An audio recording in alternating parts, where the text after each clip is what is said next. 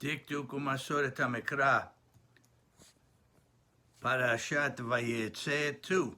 There are two words, same word, written in two different pasukim, pronounced differently.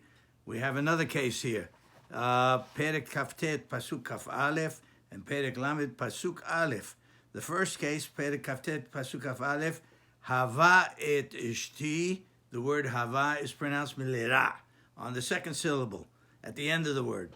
And then in Perek Lamed Pasuk Aleph, it says there, Hava libanim. The emphasis is on the first syllable, on the he.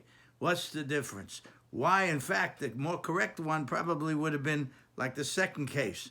With Perek Lamed Pasuk Aleph, Hava libanim, there's a makaf between those two words. There's a hyphen between those two words. And the first letter, the first word Hava, is written and pronounced that way because it is naso gahod.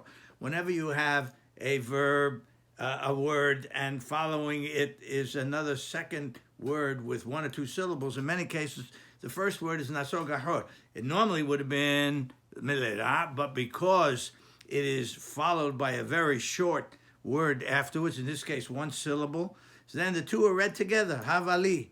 And so when you have a makaf, havali, in fact, there is there is no ta'am, it says, there's ma'arich on the head, but there's no ta'am between those two words. It's just a makaf, there's a hyphen. So havali are read together, havali banim. That is the normal case when you have a short verb, a short word following the word, the first word like that. It's not stogahot. But the second case, in Perek Kaftet Pasuk Aleph, Hava et ishti, you also have the same situation. Et is a word with one syllable. How come it doesn't say Hava et ishti? Also naso gahod. The reason I believe, is because of the same situation where we have the word lama and lama.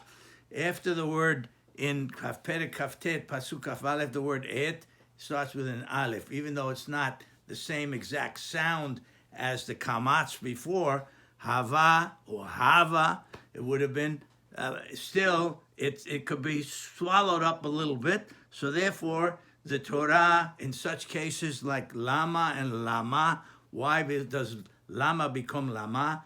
Lama hareota, lama adoshem. Whenever you have an aleph or a he afterwards, even if it's not necessarily a kamatz, the sounds are similar. Therefore, lama becomes lama. Here, the same thing.